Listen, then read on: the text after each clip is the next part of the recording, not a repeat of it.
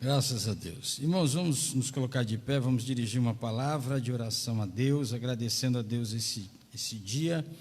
Nós estamos num culto Vida com Propósito, onde nós também damos a maior prioridade à palavra de Deus. A igreja, ela vive sob, ou embaixo da palavra de Deus, e as suas raízes são aprofundadas pela palavra de Deus. Então, agradecemos a Deus a este dia. Deus santo e eterno, no nome de Jesus, glorificamos o teu nome, ó Pai, pela rica oportunidade que o Senhor nos concede de estarmos na tua casa nesta noite. Te agradecemos, ó Deus, pelo despertar da manhã, pela renovação da tua misericórdia, pelo teu perdão dado e oferecido, pela tua graça dado a nós, ó Deus, a contemplar a grandeza, Senhor, a manifestação do teu poder na natureza, na criação, Senhor meu Pai. Muito obrigado pelo pão, alimento, vestimenta, moradia, sustento, Senhor meu Pai, nós te agradecemos por isso. Te agradecemos também, ó Pai, por termos o privilégio de sentir a ação do teu Espírito em nossa vida, pelo privilégio de estarmos na casa de oração para cultuarmos a Ti, prestar um culto a Ti, Senhor meu Pai, render graças ao Teu nome e sermos ministrados pelo Teu Espírito através da Tua palavra. Que o Senhor venha falar conosco, não o que queremos, mas o que precisamos ouvir. Que o Senhor venha tratar conosco de uma maneira profunda, que nós possamos, ó Pai, ter a nossa consciência despertada e o entendimento daquilo que o Senhor quer que sejamos e façamos, ó Pai. Deus, nós oramos e pedimos também pelas famílias, ó Pai, pelos casamentos, pelos filhos, pelos pais, em o nome de Jesus Cristo. Estamos vivendo num período, Senhor, muito crítico e delicado, aonde, Senhor meu Pai, relacionamentos de casamentos estão sendo rompidos, relacionamentos entre pais e filhos estão sendo rompidos, e nós rogamos a Ti a Tua misericórdia. Senhor meu Pai, que a igreja se levante como instrumento de restauração e cura, que a igreja, Senhor meu Pai, ela se levante, Senhor meu Pai, para dar às famílias, ó Pai querido, aquilo que elas precisam em nome de Jesus. Pai, abençoa todas as denominações que nesta noite estarão de portas abertas para pregar ou ensinar a Tua palavra. Pai querido, que seja uma noite de cura, milagre, libertação, Senhor, e principalmente de salvação. Batiza com o Espírito Santo os que têm buscado, Senhor meu Pai, a dádiva de ter, ó Pai querido, esse relacionamento profundo contigo. Deus, nós oramos também pela nossa nação e rogamos, ó Pai, intercedendo em favor dos nossos governantes na esfera federal, estadual e municipal. Oramos também, Senhor meu Pai, pela segurança pública. Oramos também pelos agentes de segurança pública. Oramos, ó Pai querido, em nome de Jesus Cristo, Senhor meu Pai. Oramos, intercedemos por aquelas vidas que um dia estiveram sentados conosco e hoje já não estão mais, ó Pai, que louvavam o Teu nome, que Te adoravam, que prestaram culto a Ti, Senhor meu Pai, e por algum motivo se afastaram. Deus, traga-os de volta em nome de Jesus Cristo. Nós rogamos a Tua bênção sobre a dona, Pai querido, deste imóvel, Pai, que a Tua bênção esteja sobre a vida dela, dos filhos, ó Pai, da família de um modo geral. Oramos, ó Deus, pela nossa cidade, rogamos que o Senhor, ó Pai, repreenda, destrua, desfaça, Senhor meu Pai, toda obra do principado e potestade que porventura esteja agindo nesta cidade. Pai, elimina, Senhor meu Pai, as corrupções em todas as esferas, principalmente, Senhor meu Pai, na igreja, em nome de Jesus Cristo. Levanta homens, mulheres, jovens, anciãos, Pai, crianças, tomadas pelo Teu Espírito, cheias da Tua autoridade, Senhor meu Pai.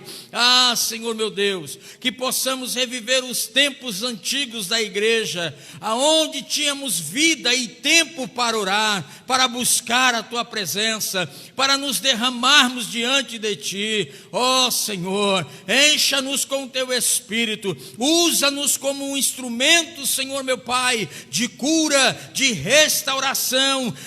Pai querido, em nome do Senhor Jesus, nós nos colocamos à tua disposição, colocamos a nossa mente, o nosso entendimento.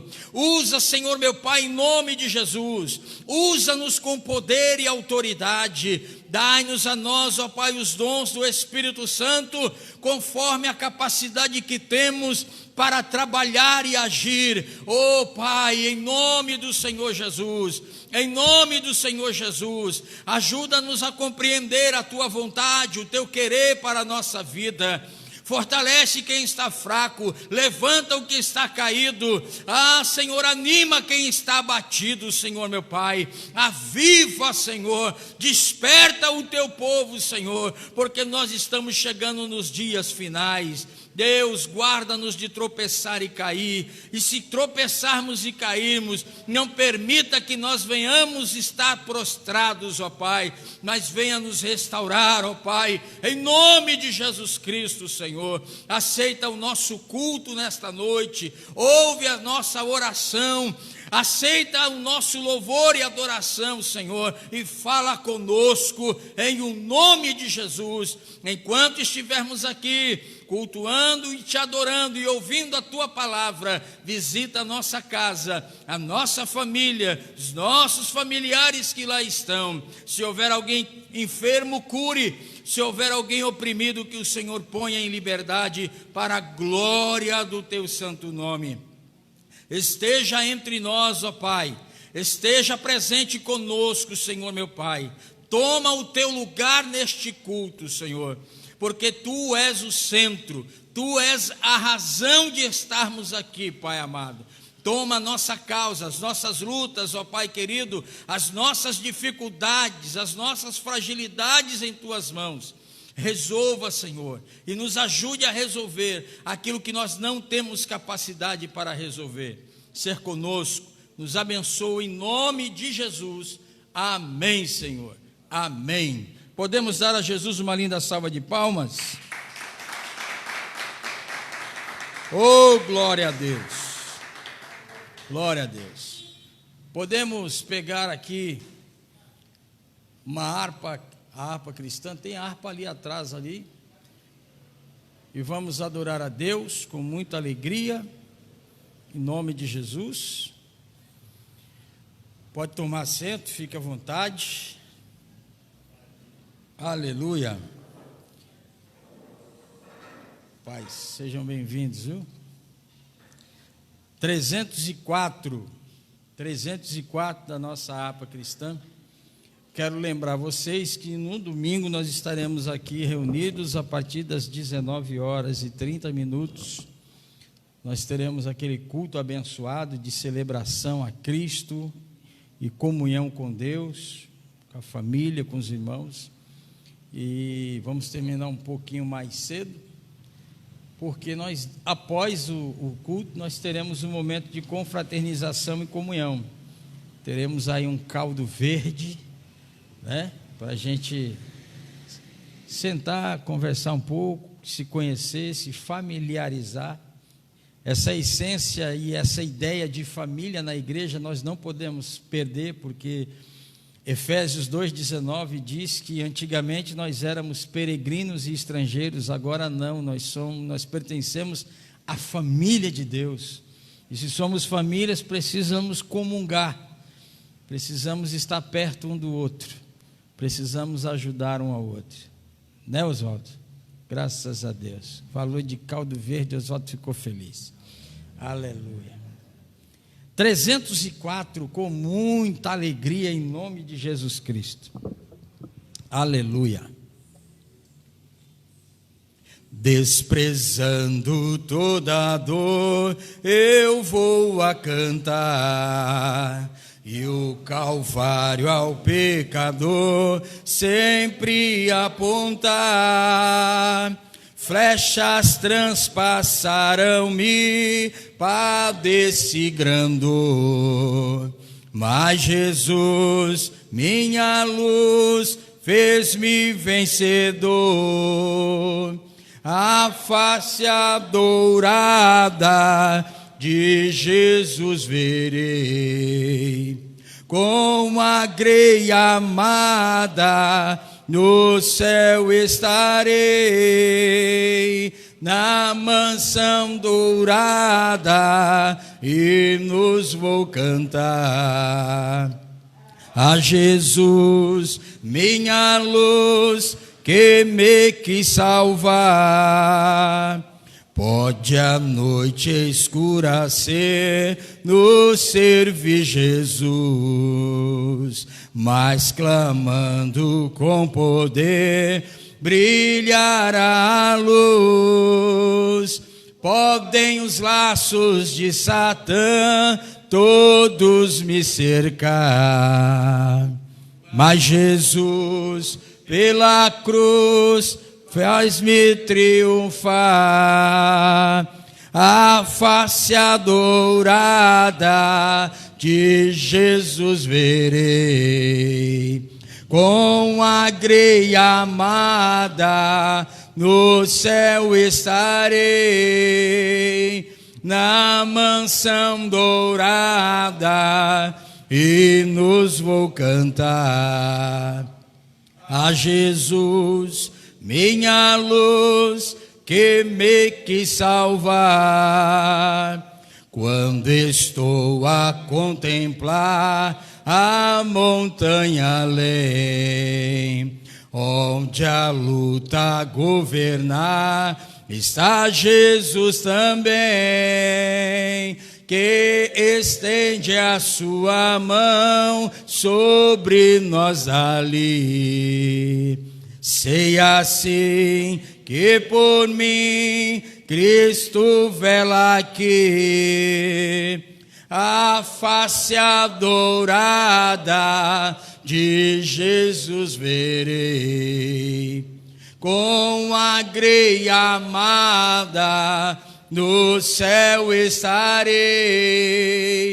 na mansão dourada hinos vou cantar. A Jesus, minha luz, que me quis salvar. Se entre as ondas estou sem luz, quase a perecer, meu piloto é Jesus, pode me valer. O meu barco guia bem pelo bravo mar. Sim, Jesus me conduz, posso sossegar. A face adorada de Jesus verei, com a grei amada no céu estarei, na mansão dourada hinos vou cantar. A Jesus, minha luz, que me quis salvar. Amém. A Jesus uma linda salva de palmas. Vou aproveitar a oportunidade, vou dar uma oportunidade para que esse meu amigo, amigo chegado, a gente anda assim meio silencioso um com o outro, porque nós temos os nossos afazeres, né? De vez em quando ele se esconde, mas Deus tira ele da toca, graças a Deus. Então vamos aproveitar e vai dar uma saudação aos irmãos aqui, e nós vamos entrar já já na palavra de Deus. Amém? Pastor Edgar, gentileza, ele está com uma máscara do ninja, irmão.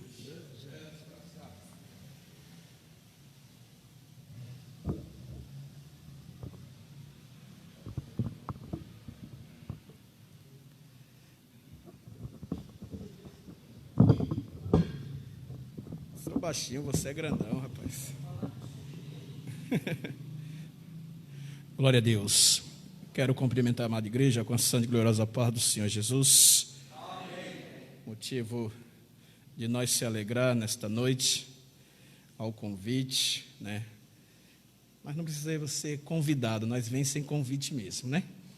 É o nosso amigo, pastor Bispo Marcelo Moura, né? Mas, sem perca de tempo, abra a vossa Bíblia no livro que escreveu Marcos, capítulo 1. Glória a Deus. Escreveu Marcos, capítulo 1. E o versículo 40. Eu quero ler somente esse versículo, que me chama bastante atenção, que diz assim: E aproximou-se dele um leproso, que rogou-lhe, e pondo de joelho diante dele, lhe dizia: Se queres bem, podes me limpar-me.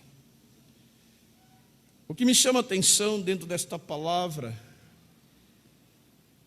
dentro desse texto, é que este homem que ia se aproximar do mestre, ele carregava sobre o seu corpo uma enfermidade mortal. Mas a Bíblia vai nos dizer que este homem, ele teve coragem. E diante de hoje que nós vivemos, nós temos que ter coragem para se aproximar de Jesus. E tem muitos covardes recuando. A pandemia está aí, mas tem muitos covardes recuando. O que me chama mais atenção dentro desta palavra é que este homem, se aproximando de Jesus, dentro da lei judaica, no livro de Levítico, dizendo, no seu capítulo 13, diz que era proibido qualquer leproso se aproximar de qualquer pessoa. Mas eu vejo uma grande vitória na vida deste homem. E a grande vitória foi essa, que ele colocou Jesus acima da sua enfermidade. Ei, o que Jesus quer nos dizer nesta noite é que nós temos que colocar Jesus acima de tudo. Porque ele falou no capítulo final, ele está dizendo, se tu queres, ele não está dizendo, se você vai me curar, eu não sei, mas se você quiser, ele está impondo ali a Jesus, se ele quiser curar é ele. Ele não está dizendo para Jesus curar, ele está dizendo ali, para mim e para você, se Jesus quisesse curar, curava, se não quisesse, ele ficava da mesma forma. Então ele colocou Jesus acima da sua necessidade. Então, igreja, vamos colocar Jesus acima de tudo, e o restante quem vai fazer é Ele, na minha e na sua vida. Assim agradeço a oportunidade em nome de Jesus. Graças a Deus. Pensa num homem ligeiro, está mais ligeiro do que a luz. Abra sua Bíblia, Evangelho de São Marcos, capítulo de número 8, a partir do versículo de número 34.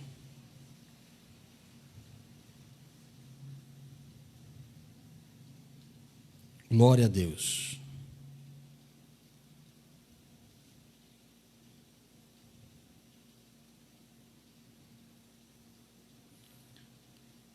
Eu gosto sempre de pegar textos que a gente possa fazer uma reflexão do momento atual que nós vivemos. E como cristão e pastor, nós ouvimos muitas coisas, muitas indagações. Que Deus falou conosco aqui na terça-feira foi algo extraordinário. Que Deus falou conosco ontem lá na sede foi coisa também extraordinária. Eu louvo a Deus porque Deus ele tem tratado conosco. Quando eu falo conosco é porque o primeiro que recebe sou eu.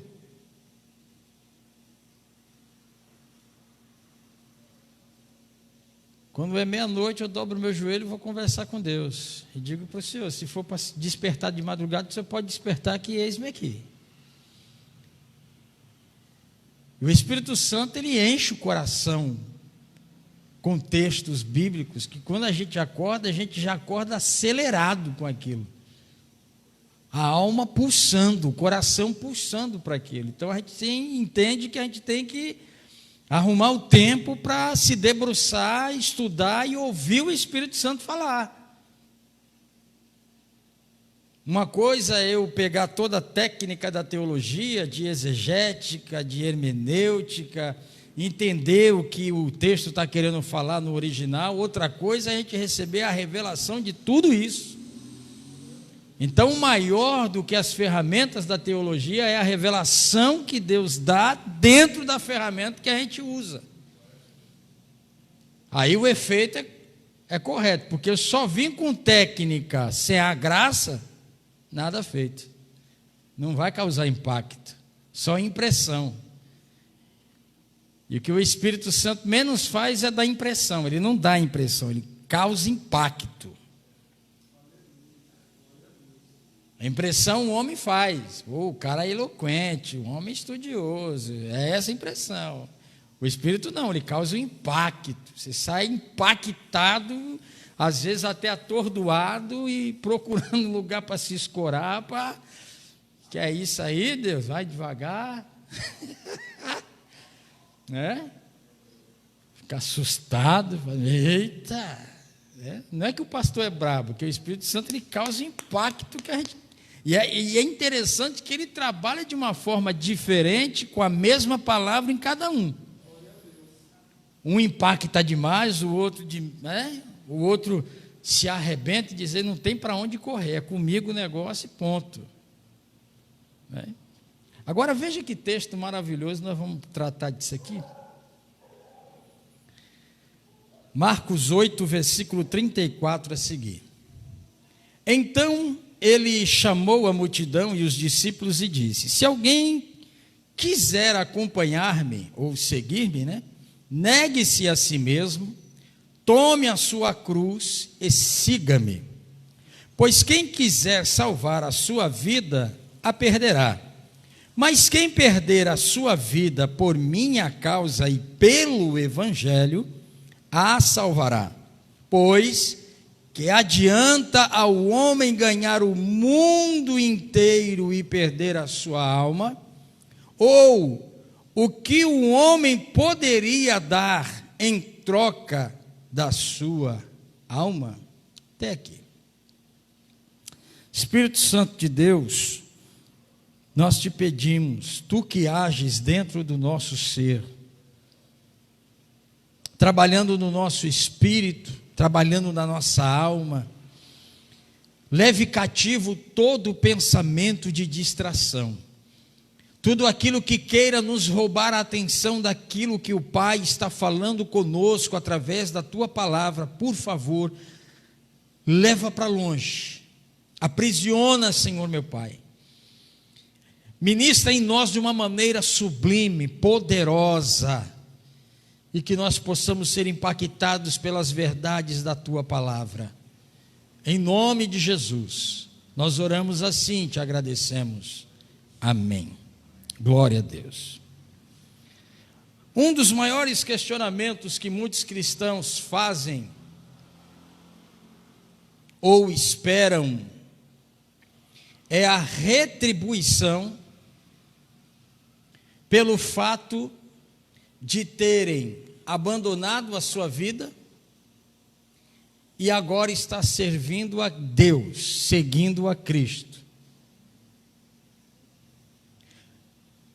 Porque vive num momento difícil, de grandes provações, de grandes privações, de grandes tribulações, dentro de casa, no trabalho, dentro de si mesmo, com um monte de questões, e as pessoas estão perguntando, estão ansiosas para saber qual será a recompensa que receberão. Isso é prova, porque Pedro ele fez essa pergunta.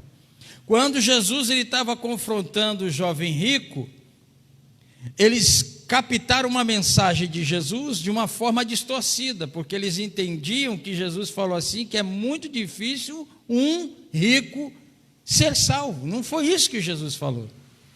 Jesus falou por conta da avareza, que se há no coração do rico, é muito difícil eles se interessarem a largar tudo para servirem a Cristo. É essa expressão que os discípulos distorceram, como nós muitas vezes, por não entendermos, distorcemos as Sagradas Escrituras. Quem disse que Deus faz acepção de pessoas? Deus não faz acepção de pessoas.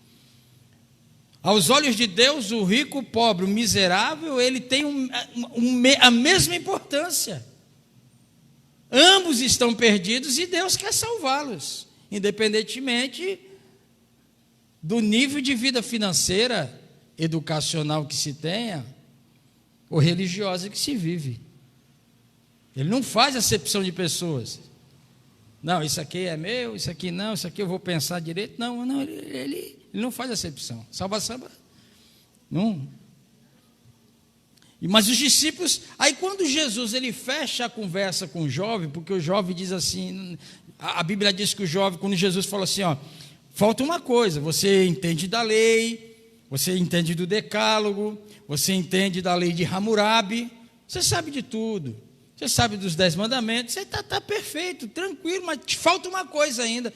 E o que é que falta? Vai, vende tudo que tu tens e divide com os pobres. Isso pesou o coração, porque Jesus ele pegou no centro, na veia, bem naquilo que o coração daquele jovem estava. O jovem queria saber como conseguiria a vida eterna. Vida eterna não se consegue, irmão. Vida eterna não se compra. Vida eterna não está numa banca. A vida eterna é oferecida pelo Salvador. Não tem, como é que eu faço? Não, filho, você quer, então, você precisa esvaziar-se de si mesmo, negar a si mesmo, repudiar, dar as costas para você mesmo, dar as costas, abrir mão de tudo que você tem, de tudo que você possui. Vem, segue-me então.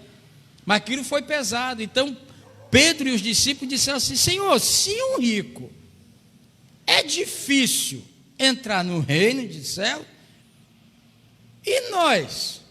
Quem é que pode ser salvo? E nós que abandonamos tudo e largamos tudo para trás, como é que vai ficar a nossa situação agora? Entende isso? A geração cristã de hoje, ela está trabalhando nesse sentido. Eu vou para Cristo, eu vou para Deus, mas qual vai ser a minha recompensa? Deus vai resolver meu problema financeiro? Deus vai me curar da enfermidade que está no meu corpo, que o diagnóstico já disse que eu tenho tanto tempo de vida? O que Deus vai fazer por mim? Não, eu largo tudo aqui, mas o que Deus tem para mim oferecer?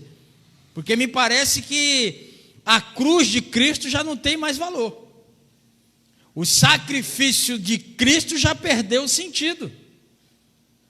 O derramar do sangue purificador também não tem mais valor nenhum. As pessoas querem resultados. As pessoas já não querem só ouvir, as pessoas agora querem tocar, apalpar. Mas elas não querem vivenciar dentro de si. Elas querem manter um aparente relacionamento, um aparente nível de comunhão, de intimidade com o Senhor.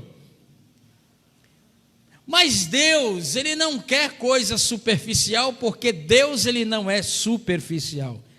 Deus é um Deus de coisas profundas, inatingíveis, inabaláveis. Deus não gosta de coisa sem sentido, coisa vazia, coisa oca. Não, Ele quer algo real. Ele quer fazer parte. Ele quer estar. Aleluia. Oh, glória. Ele quer que nós venhamos vivenciá-lo. Não é só vivenciar não, ele quer que nós experimentamos Ele em nós. Glória! É maravilhoso quando a gente abre o livro de profeta Ezequiel, no capítulo 47, e ele diz que tem uma visão, que saía do trono um rio, e esse rio, por onde passava, dava viva aquilo que estava morto, e ele ficou maravilhado com aquilo. Mas Deus, Ele não se contentou só em deixar o profeta ver. Deus mandou que alguém fosse até o profeta, pegasse o profeta na mão e com um cordel de media 500 metros. E ele entrava, aí ele dizia: água que dava pelos tornozelos. A água que dá pelos tornozelos fala da nossa caminhada com Deus. Isso nos ensina que Deus não quer somente que nós olhamos, Deus quer que andemos lado a lado com Ele. Depois ele pega o profeta e leva mais 500 metros, água que dava pelos joelhos. Ei, joelhos fala de vida de oração. Oração nos dá entendimento de aprofundamento no relacionamento íntimo com o Pai. Então Deus também não quer simplesmente que nós só andamos ao lado. Ele quer se relacionar profundamente. Ele quer se fazer conhecido, porque Ele já nos conhece. Mas isso também não foi satisfatório para Deus só. Então Deus leva o homem mais a fundo naquele rio, e as águas batem então nas cinturas. Água na cintura diz sobre trabalho, ação, chamado, vocação. Então Deus também não quer simplesmente que nós andemos com Ele, nos relacionamos profundamente, mas Ele tem uma missão para nós cumprirmos. Mas também isso não foi satisfatório para Deus. Então fala aí, levou mais um tanto para dentro da água, e o profeta diz: agora já é um nível que eu não consigo nem segurar os meus pés, agora vou ter que mergulhar e nadar. Ou seja, Deus quer que nós tenhamos profundidade, experiência larga, conhecimento profundo com Ele. Com Ele. Então Deus, Ele não quer simplesmente que a gente venha para cá na terça, na sexta e no domingo. Não, e o resto da semana? O que a gente faz com o nosso tempo? O que nós estamos fazendo com aquilo que Deus tem ministrado no nosso coração? Qual é o resultado da pregação de quarta-feira, ou de terça-feira, na quarta e na quinta? Qual tem sido o resultado da pregação de sexta, no sábado e no domingo? O que é que nós estamos fazendo com o que Deus tem ministrado ao nosso espírito? Que direção que estamos tomando com aquilo que Deus está mostrando para nós? Você acha que Deus está simplesmente satisfeito com as nossas reuniões? Não, irmãos, Ele quer muito mais. Ele quer que você tenha experiências profundas e largas com Ele. Então há uma preocupação de Deus como Pai e Senhor, de que as pessoas estão se aproximando dEle e esperando retribuição. Aí vamos ver o que Ele responde. Abra sua Bíblia em Jó 41, 11. Jó 41, 11.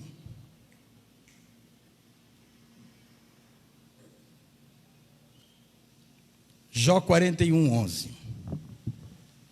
Glória a Deus.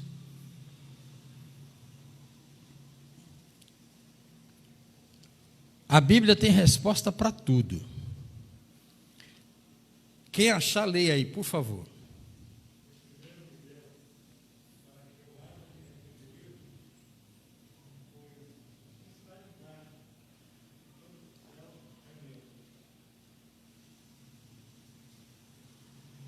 Quem deu a mim primeiro, para que eu deva lhe retribuir? Porque tudo que há é meu. E as pessoas estão preocupadas, e aí, Deus, o que é que o Senhor vai me dar? O Senhor vai me receber? Não, eu quero saber, vamos fazer uma troca. Eu abro mão de tudo e o Senhor resolve as minhas mazelas, as minhas dificuldades, as minhas pendências, e está tudo certo. Nós vivemos uma geração cristã que ela está insatisfeita com Deus. Insatisfeita com Deus. Elas querem ver milagres. Elas querem ver curas, elas querem ver resultado a todo custo. Então, por isso que há aqueles que oferecem a essas pessoas o que elas querem, de um modo torto. Dá 100, dá 1000, que Deus faz um milagre. Aí começa o comércio da fé dentro da casa do Senhor. Pega um copo de água mineral, diz que orou, derramou óleo, e aquela água agora vai trazer resultado. Faz o seguinte, está orando aí, pega um copo, põe em cima do rádio, põe em cima da televisão, eu vou orar aqui, e depois você pode beber a água que o negócio vai funcionar. Isso se chama doutrina da transubstanciação. Isso é demoníaco, porque eu transfiro a minha fé, tiro minha fé de Deus e coloco a minha fé num copo com água.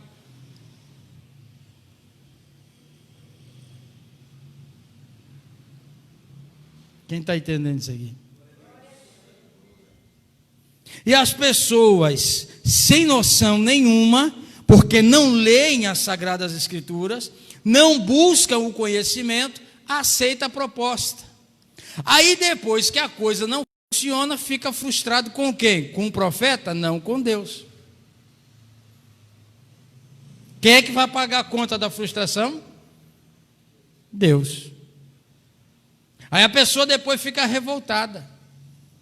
Negócio de ser crente, negócio de igreja, tá por fora, fui lá, gastei dinheiro, fiz, e nada aconteceu na minha vida, tudo mentira.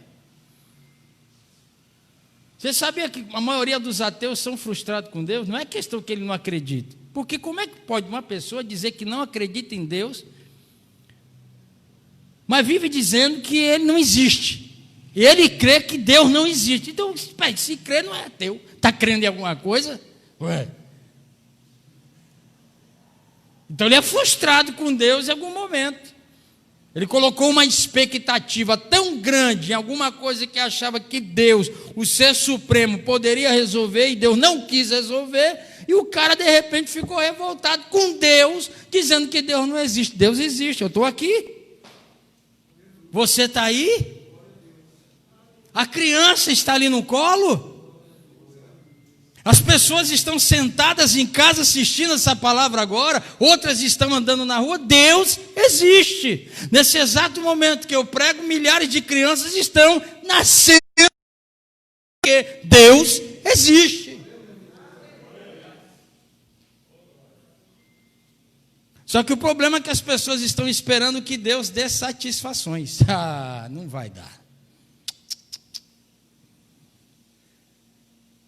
Ele não vai dar satisfação. Ele faz o que ele quer, com quem ele quer, do jeito que ele quer, porque ele é soberano, ele é criador.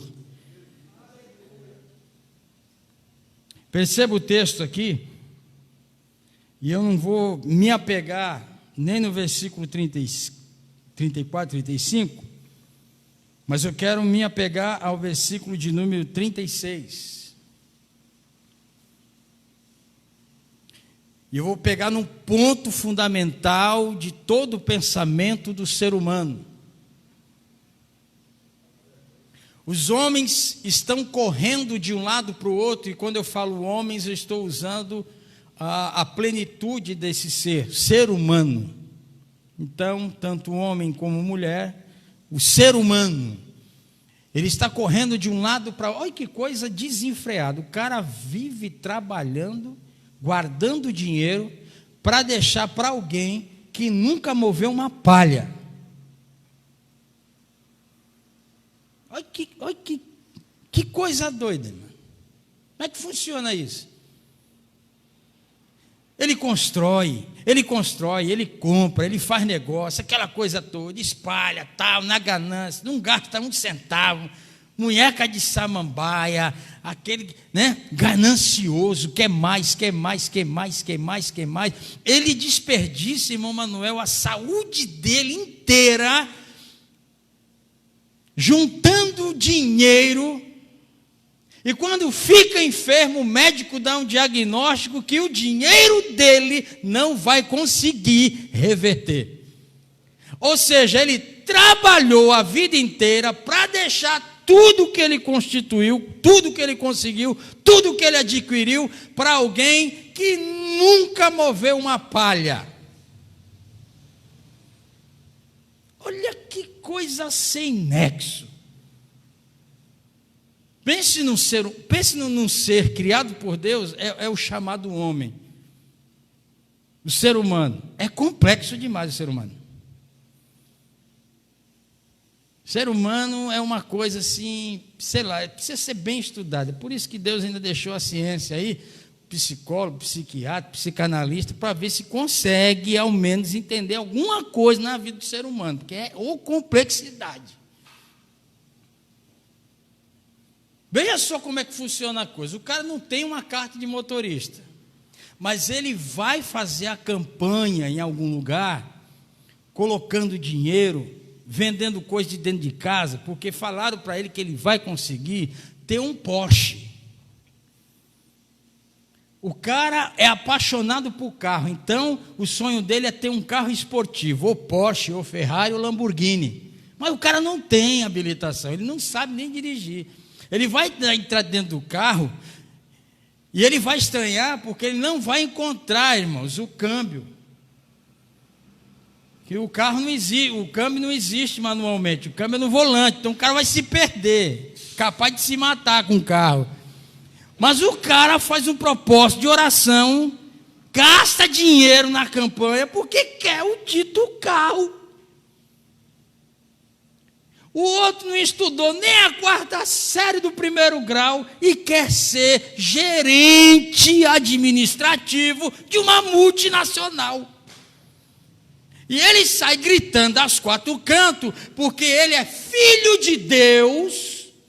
E se ele é filho de Deus, então ele tem o direito, mesmo não estando preparado, de assumir um cargo tão elevado como esse. Mal sabe falar português e quer ser gerente administrativo de uma multinacional, onde talvez o cara tenha que ser poliglota. Não, pensa comigo aí, se não tem alguma coisa bem desajustada nesse ambiente. Tem ou não tem? Mas ele vive a vida dele inteira correndo de um lado para o outro, gastando tempo para conseguir o que ele quer. Com certeza já foi na lotérica, jogar na Mega Sena, já gastou bastante lá, né? Já pegou lá aquele talãozinho, que eu não posso falar o nome, porque senão, se eu colocar lá no YouTube, aí, né? Mas você já sabe o que eu estou falando, né? Aquele negócio de capitalização, né? Aleluia. Já gastou também bastante. Talvez deixou de comprar até uma roupa, um sapato para ficar ali, entendendo? Porque, e ainda diz o seguinte: ó Deus, estou fazendo uma fezinha aqui em ti. Em Deus?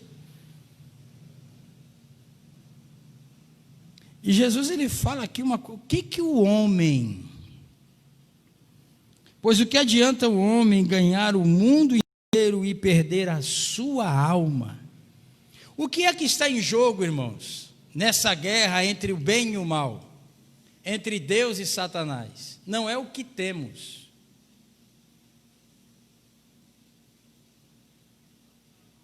Nós não temos nada, nem a vida nos pertence. A vida é minha e eu faço dela o que eu quiser. Quem disse? A vida não é sua e, além de não ser sua, você vai prestar conta do que você fez com ela.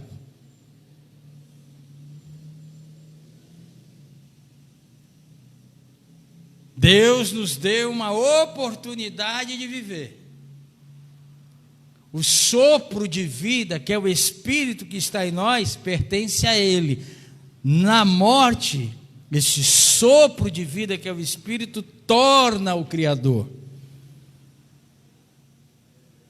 Então a vida não é nossa, a vida pertence a Ele, e nós vamos prestar conta. Diga graças a Deus, que eu quero ouvir. E o que é que nós estamos fazendo da nossa vida, irmão? O que é que nós estamos fazendo do nosso tempo? O que é que nós estamos fazendo das oportunidades que Deus tem nos dado todos os dias? Irmãos, o despertar da manhã é o toque celestial de que Deus está anunciando a mim e a você: eis que a minha misericórdia se renova sobre a tua vida mais uma vez. É mais uma oportunidade que eu lhe dou de fazer as coisas certas. Não, mas amanhã, irmãos, amanhã é um tempo que para nós não existe. Por isso que Jesus disse: não vos preocupeis com o amanhã, porque o amanhã terá sobre ele mesmo mal ou bem. O amanhã é um tempo que para nós não existe. Por isso que nós temos que viver hoje. Por isso que nós precisamos viver bem, e viver bem hoje, agora. É por isso que nós temos que pegar o tempo que Deus nos dá e oferecer a quem? A nós mesmos ou a Ele? A Ele. Irmãos, você perceba uma coisa interessante: na noite, a criação para, e o único que está acordado é Deus, porque diz o Salmo que Ele não dorme, Ele está velando o nosso sono. Os pássaros não cantam,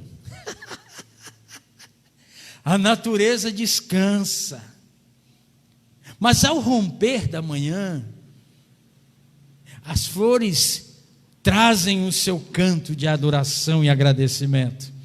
Os pássaros adoram a Deus pelo despertar, pela chegada de um novo dia. E nós já acordamos jogando as buchas na mão de Deus.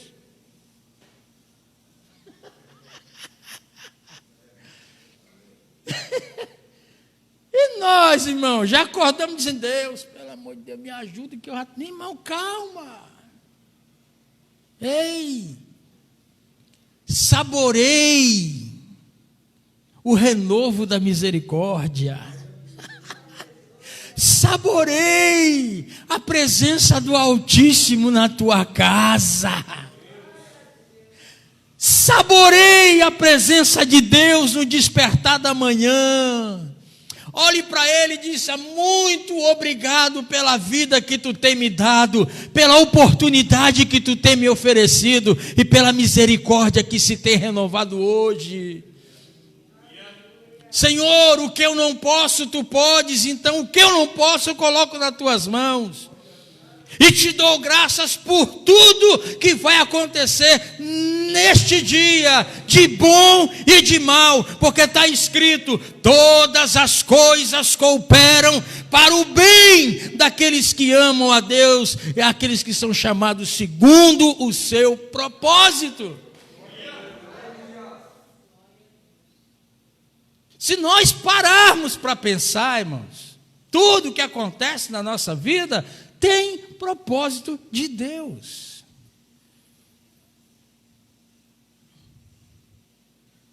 Eu tenho o costume de dizer que paciência é um fruto doce que só dá em árvore amarga. O que produz paciência para nós fazermos a vontade de Deus e alcançarmos a promessa que Ele nos deu, é um fruto doce que só dá em árvore amarga. Eu não me canso em toda a minha pregação falar esse texto, porque o crente precisa entender. Eu já disse aqui várias vezes: sofrimento, tribulação, luta, dificuldade faz parte da caminhada de vida cristã. Eu já disse aqui, vou repetir de novo, irmãos: As crianças, os pais precisam entender que quando as crianças começam a andar, é necessário que elas caiam e se machuquem. Perceba que quando elas caem e se machucam, elas não desistem de continuar caminhando. E não adianta a gente querer entender a dimensão da dor, porque só entende a dimensão da dor quem vive. E o maior erro que cometemos é querer falar de alguém quando nós não sabemos a dor que aquela pessoa está vivendo. Então Deus é o mesmo, Ele fica te olhando e Ele sabe quantas vezes você vai cair para aprender, mas Ele sempre vai estar lá perto para te proteger, e não para fazer você desistir de continuar. Não, Ele não tem filho frouxo. Ele não nos deu um espírito de covardia, ao contrário, Paulo diz que Ele nos deu um espírito de poder, de ousadia, de intrepidez. Aleluia! Ainda que a gente caia, tropece e caia, está escrito, Ele não permitirá que nós venhamos ficar prostrados, Ele nos levanta. Aleluia, o livro de Oséias diz que esse Deus que é o nosso Pai, Ele causa a ferida, mas Ele mesmo cura a ferida que Ele causa, mas Ele está presente conosco.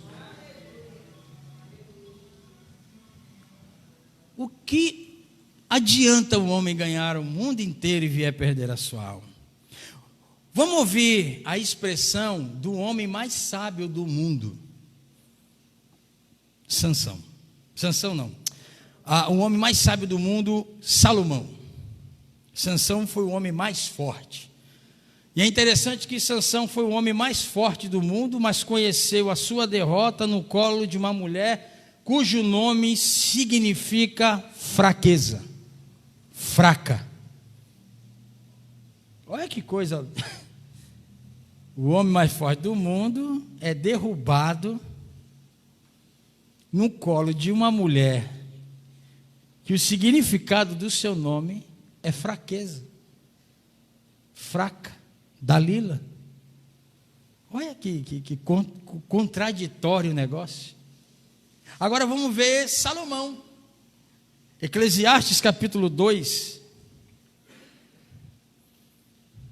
Lá na sede, algum tempo, ano passado, se não falha a memória, nós fizemos um estudo desse livro aqui, do livro inteiro, os 12 capítulos de Eclesiastes. Você quer saber sobre a vida, leia esse livro. Quer entender o que é a vida, leia o livro de Eclesiastes. Ele chega numa única conclusão, que sem Deus é impossível ser feliz. Não são coisas que fazem o homem feliz. Não são pessoas que fazem homens felizes. Ser humano feliz. O que faz é a presença de Deus. Olha o que diz aqui. O capítulo 1 e capítulo 2 de Eclesiastes já vem falando que vaidade, de vaidade tudo é vaidade. O que é vaidade? Vaidade é algo vazio, oco, sem valor, sem sentido. E é uma coisa interessante isso. Quer ver uma coisa? Vou pegar as mulheres de exemplo. Posso? As mulheres? Mulher quando vai no shopping é uma coisa estranha. Que ela vai no shopping, ela vai passando nas lojas. E as lojas vai aguçando o desejo de compra. E tem peças de roupa que aguça tanto que ela acha que, se comprar, vai satisfazê-la. Sim ou não? Ela compra. Usa 2 vezes. Quantas vezes que eu falei? 2. E depois? Na semana seguinte, se ela for no shopping de novo, ela vai ser atraída por o quê? Nós temos 2 pés, não é isso? Mas quantos sapatos e sandálias a mulher tem? Não, fala para mim aí, mano. E fica numa briga, né?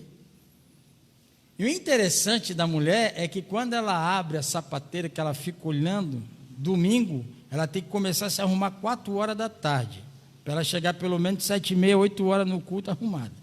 4 horas da tarde ela fica brigando com as sandálias e sapatos. Não, isso aqui já foi, isso aqui. Quer saber de uma coisa? Eu preciso comprar outra, porque estou enjoado disso aqui.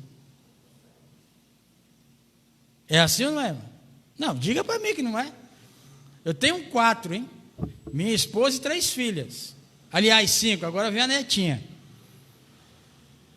Você acha que eu não estou sabendo do que eu estou falando? E não adianta, eu não sou assim, não.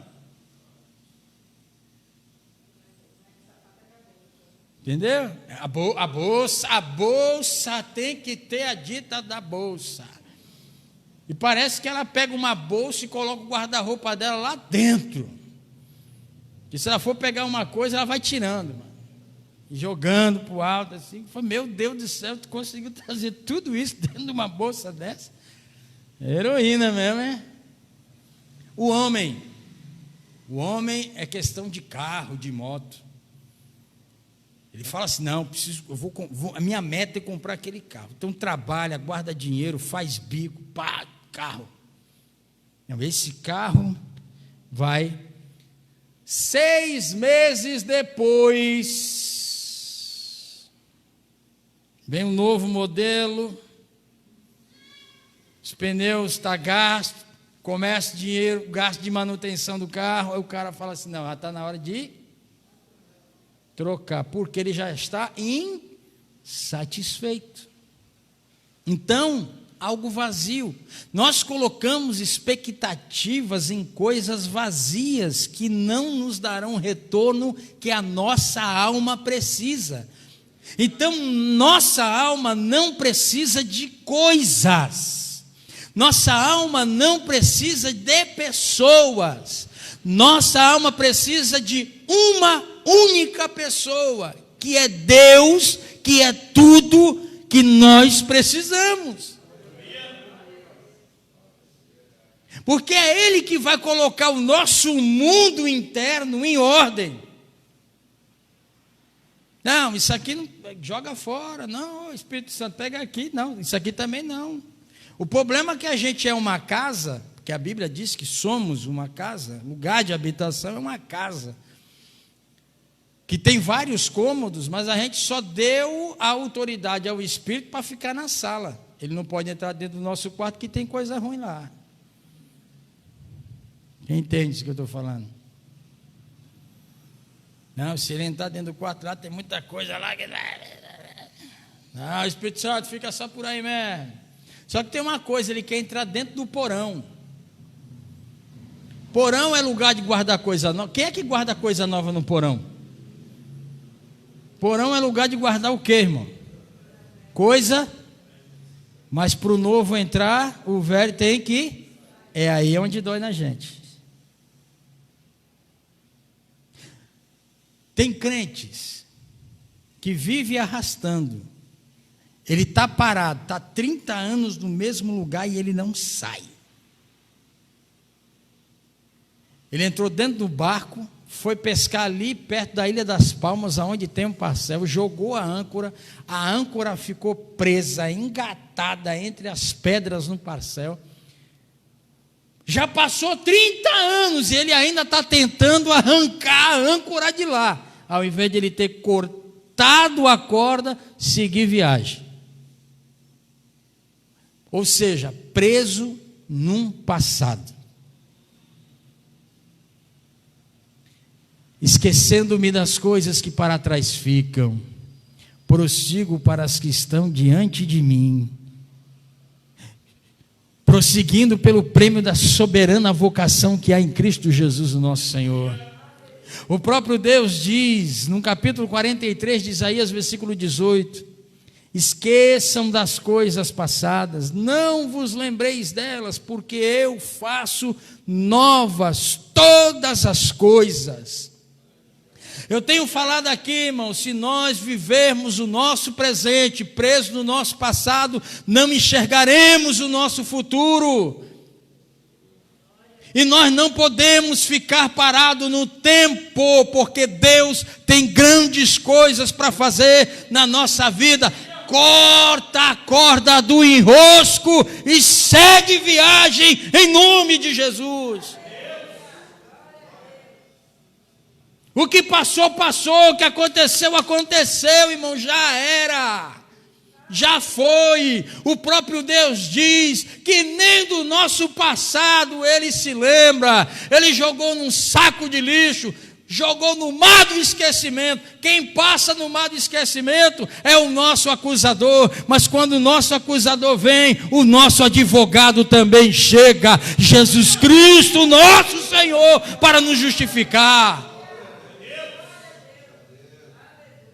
Por que pessoas não estão esperando da dádiva, da bênção que Deus, Ele está ansioso para jogar? Porque está preso em alguma coisa que não permite essas pessoas vivenciarem o que Deus quer que elas vivenciem. Então, em nome de Jesus, se você está preso nisso hoje, corta isso hoje, corta isso, quebra o laço com o antigo, com o passado, olhe para frente, viva o presente, prepare o teu futuro, que Deus tem grandes coisas para fazer.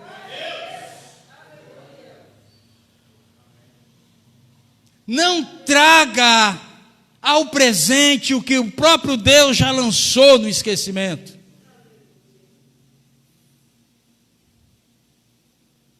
É impossível nós acharmos que o nosso passado é melhor do que o nosso presente. O nosso passado era sem Deus, o nosso presente é com Ele. No nosso passado nós éramos escravos do pecado e do maligno. No presente somos filhos de Deus. E o que você decide ser? Como é que você prefere viver? Vamos ler aqui, capítulo de número 2, até do versículo 1 ao versículo 11, vou ler aqui. Eu disse a mim mesmo, olha que Salomão está falando, eu disse comigo mesmo, venha, experimente a alegria, descubra as coisas boas da vida, mas isso também se revelou inútil. Concluí que o rir é loucura e a alegria de nada vale. Decidi entregar-me ao vinho e à extravagância, mantendo, porém, a mente orientada pela sabedoria. Eu queria saber o que vale a pena debaixo do céu nos poucos dias da vida humana. Lancei-me a grandes projetos, construí casas e plantei vinhas para mim. Fiz jardins e pomares e neles plantei todo tipo de árvore frutífera. Construí também reservatórios para irrigar os meus bosques verdejantes. Comprei escravos e escravas e tive escravos que nasceram em minha casa. Além disso, tive também mais bois e ovelhas do que todos os que viveram antes de mim em Jerusalém. Ajuntei para mim prata e ouro, tesouros de reis e de províncias, servir-me de cantores e cantoras, e também de um harém, as delícias dos homens, ou seja, mulheres e mulheres. Tornei-me mais famoso e poderoso do que todos os que viveram em Jerusalém antes de mim, conservando comigo a minha sabedoria. Não me neguei nada que os olhos desejaram. Não me recusei a dar prazer algum ao meu coração. Meu Jesus. Na verdade, eu me alegrei em todo o meu trabalho. Essa foi a recompensa de todo o meu esforço. Contudo, quando avaliei tudo o que as minhas mãos haviam feito e o trabalho que eu tanto me esforçara para realizar, percebi que tudo foi inútil. Foi correr atrás do vento. Não há nenhum proveito no que se faz debaixo do sol. Agora preste atenção no que eu vou pontuar aí e marque. Está com os dedos aí? Vai marcando, para não perder. Olha a mentalidade do homem mais sábio do mundo a respeito da vida. Ele disse com ele mesmo, cheio de razão e convicções pessoais. Ele diz à alma dele: venha, venha, experimente a alegria, descubra as coisas boas da vida. Mas isso também se revelou inútil. Qual era a ideia que ele achava de coisas boas da vida? O que ele entendia que era bom na vida? E ele vai começar a pontuar aqui. Concluir que o rir é loucura. Versículo 3: decidir entregar-me ao vinho e à extravagância, mantendo, porém, a mente orientada pela sabedoria. Versículo 4: lancei-me a grandes projetos. Construí casas e plantei vinhas para mim. Fiz jardins e pomares. Versículo 6: construí também reservatórios para irrigar os bosques. Versículo 7: comprei. Versículo 8: juntei. Versículo 8: servir-me. Versículo 9: tornei-me. Versículo 11: avaliei. Versículo 11: percebi. Perceba só, irmãos, que ele tem uma experiência pessoal. Construí, fiz, realizei, avaliei. Porque que ele queria ver as coisas boas da vida. Então ele entendia que se construísse tudo que ele queria, ele estaria satisfeito. Brotaria nele algo que ele percebeu que ele não estava sentindo. Esse livro de Eclesiastes, com o livro de Cantares, foram dois livros que ele escreveu no fim da sua vida. Agora eu tenho uma surpresa para você. Vou falar para você qual foi o fim da vida deste homem mais sábio. Morreu sem salvação e idólatra. O senhor tem como provar? Tenho. Primeiro livro de Reis, capítulo 11. Essas 300 concubinas e essas 700 mulheres arrastaram Salomão para a idolatria. Acredite, são 1000 mulheres. Ele construiu um altar para o Deus de cada uma delas. Quantos altares que ele fez? E serviu a cada um desses deuses.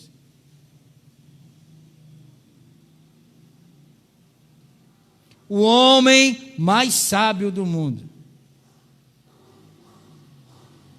Deixa eu lhe falar uma coisa. Quando eu falo sobre soberania de Deus, que Deus é quem decide o que Ele quer fazer, como Ele quer fazer e com quem Ele quer fazer, Ele não vai dar justificativa. Davi quis construir o templo, casa do Senhor. Aí Deus disse: você não. Você tem a mão suja de sangue. Aí as pessoas acreditam que Deus está falando dos reis e soldados que Davi matou. Não era isso. Porque se ele era guerreiro, era homem de guerra, ele tinha que matar, porque era um confronto, não tinha como poupar. Mas ele está falando do marido da mulher em que ele adulterou. Urias. Não foi Davi que puxou a espada e matou, mas ele deu ordem que colocasse um homem destreinado para a linha de frente, para que ele morresse. Esse pecado, esse sangue inocente é que Deus estava falando, por conta disso. Dos demais não, que era normal. Se é guerra, os reis saíam para a guerra, leia lá 2 Samuel, capítulo 11 e capítulo 12, que você vai entender a história. Capítulo 11, versículo 1 diz assim: no dia em que no tempo em que os reis saíam para a guerra, Davi ficou no palácio. E no dia que ele ficou no palácio, foi o dia que ele caiu. Quando a gente como nós desobedecemos a orientação de Deus, a palavra de Deus, a ordem de Deus, nós caímos. E só Deus para restaurar.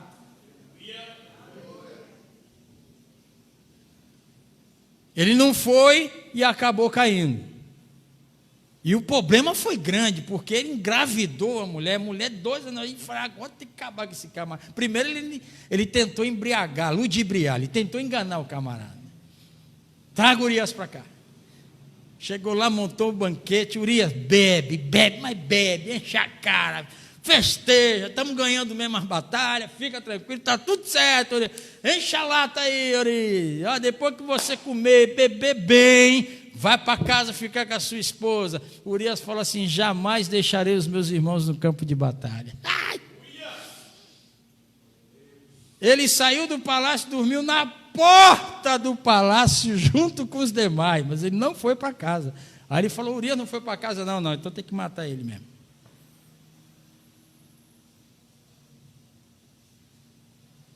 Me diga uma coisa, Deus excluiu Davi?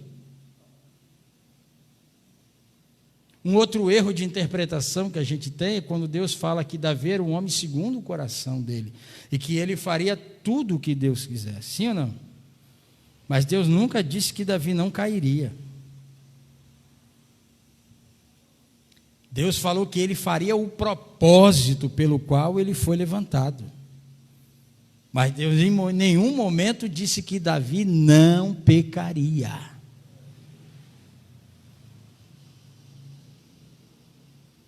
De todos os que Deus levantou e trouxe aqui na terra para ser libertador, ser juiz, ser profeta, o único,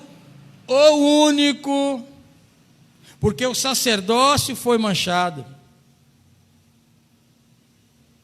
O sacerdócio foi manchado. Então, o único, reis caíram e tropeçaram.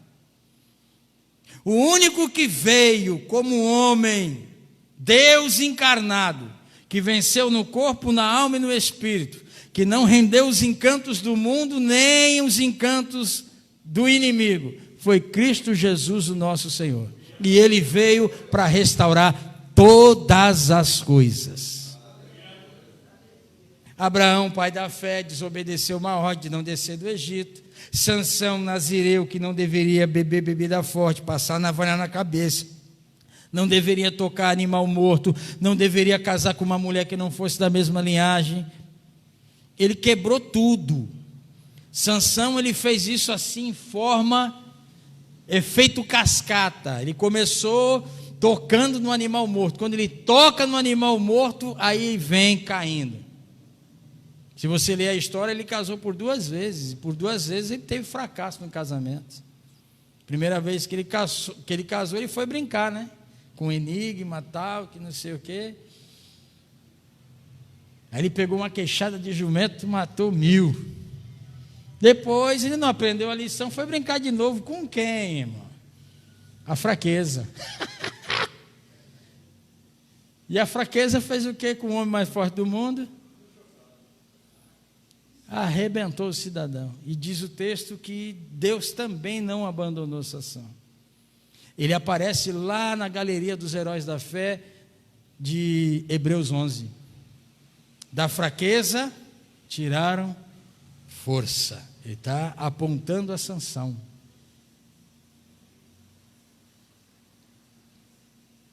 Então Davi queria, Deus disse não, você está com a mão suja de sangue, mas o seu filho Salomão, ele vai. Mas Salomão, ele só foi levantado para aquele propósito, construir o templo. Tanto que ele constrói o templo. Em 2 Crônicas, capítulo 1, fala sobre isso, que ele pega os bois, pega todos os artigos, né? Os elementos para o sacrifício.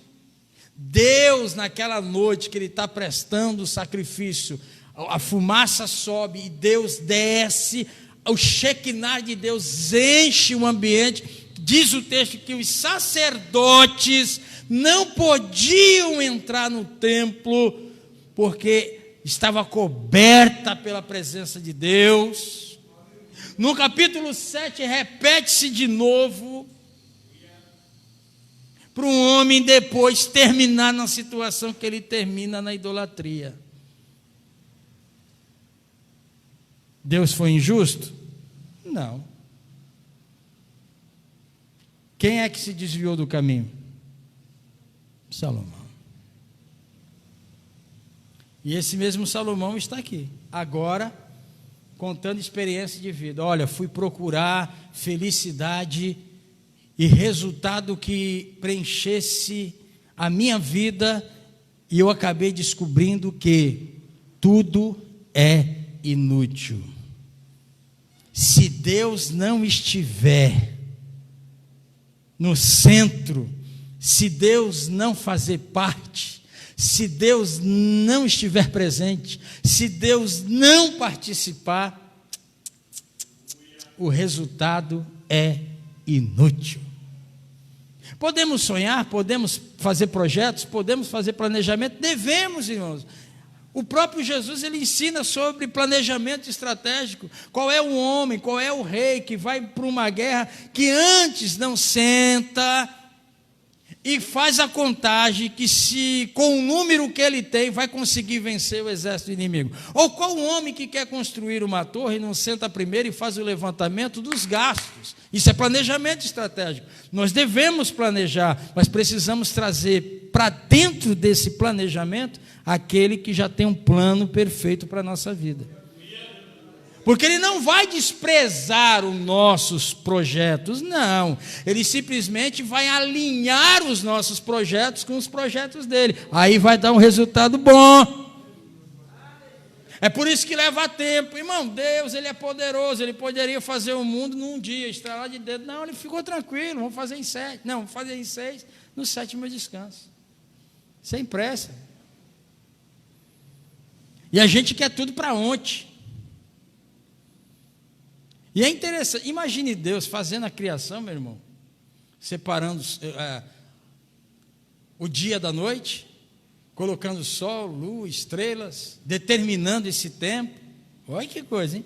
Separando águas de águas, essas águas de águas, a salgada e a doce, rio e mar, né?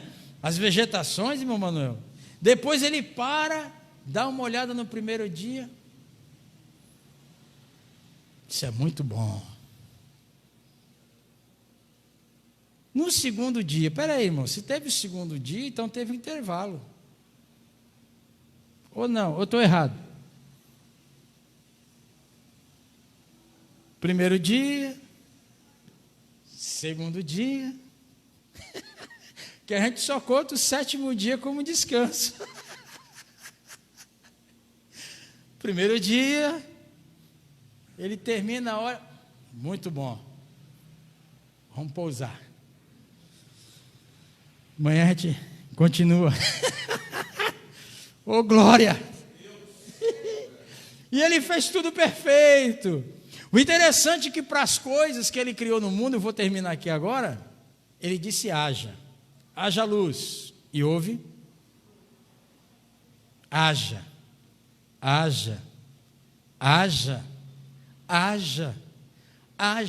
Mas quando chegou na vez do homem, ele falou: façamos.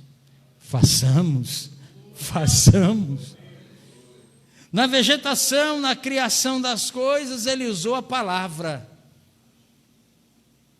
Na criação do homem, na formação do homem, ele usou as mãos. Façamos. O texto diz que do barro, do pó, ele fez o homem. E ele diz ainda: vamos fazer a nossa imagem conforme a nossa semelhança. E quando ele olha, ele diz assim: agora está um boneco, mas espera aí que eu vou dar vida. Vai lá e ele sopra dele mesmo para o homem, e o homem torna-se um ser vivente.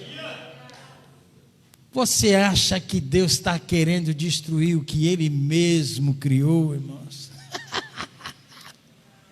Você acha mesmo que Deus está satisfeito com a tua tristeza, com as tuas dores, com os teus problemas? Não, irmãos, mas Ele quer saber em quem que você vai se apoiar, em quem você vai confiar.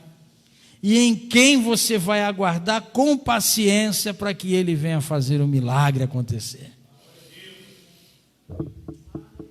Do que adianta o homem ganhar o mundo inteiro se vier perder a alma? A jogada entre o bem e o mal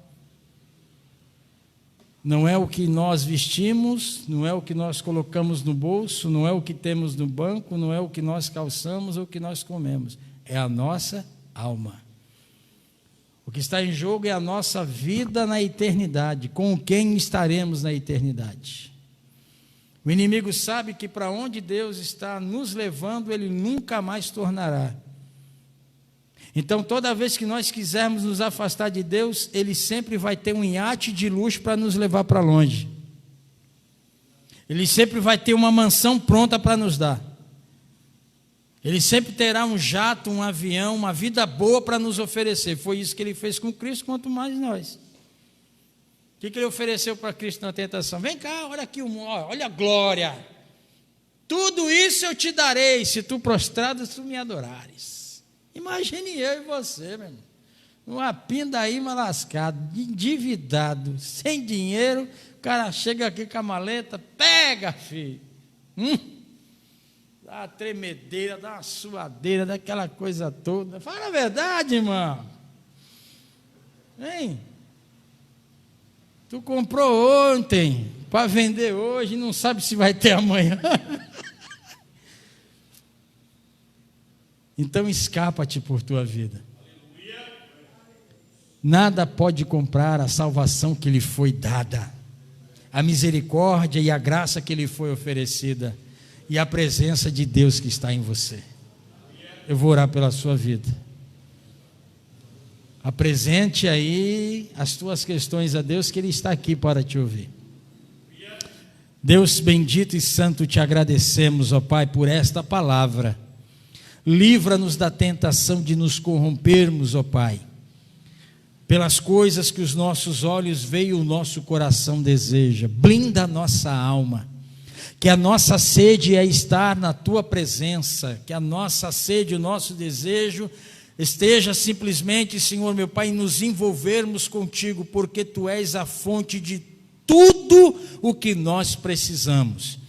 Toma a nossa causa nas Tuas mãos, as nossas dores, os nossos sofrimentos, a nossa falta de fé, a nossa fragilidade, as nossas dúvidas, os nossos anseios, lançamos sobre Ti, Senhor meu Pai.